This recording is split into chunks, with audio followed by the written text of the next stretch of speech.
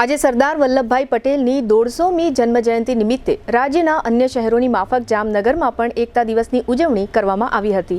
આ ઉજવણી નિમિત્તે જિલ્લા વહીવટીતંત્ર દ્વારા રન ફોર યુનિટી નામની દોડનો કાર્યક્રમ યોજવામાં આવ્યો હતો।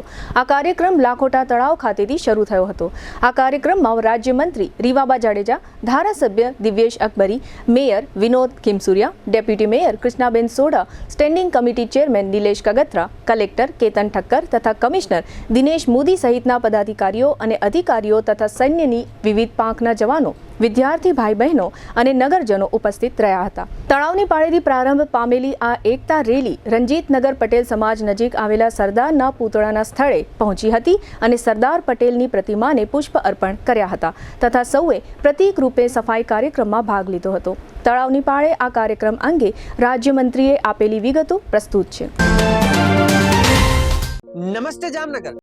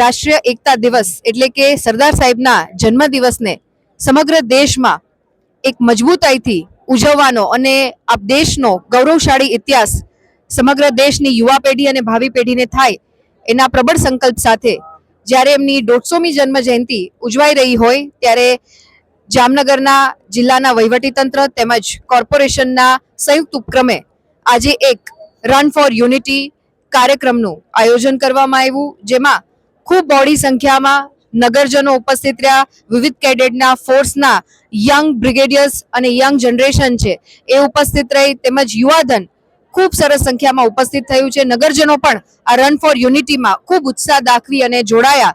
ત્યારે અમે જામનગરના મેયરશ્રી, સાથી ધારાસભ્યશ્રી તેમજ વહીવટી તંત્રની ત્રણેય પાંખ પદાધિકારીશ્રીઓ સાથે આ રન ફોર યુનિટીમાં પાર્ટિસિપેટ કરી અને એક સ્ટ્રોંગ મેસેજ જે રાષ્ટ્રીય એકતા દિવસ નિમિત્તે આપણે બધા એકત્રિત થઈ અને જે સરદાર સાહેબનું એક નેતૃત્વ હતું, એમનું વ્યક્તિત્વ અને એમના ચરિત્ર વિશે જાણવાનો એક મોકો મળ્યો અને પુષ્પાંજલિ કરી અને આ યુનિટીને સમાપ્ત કરવામાં આવી।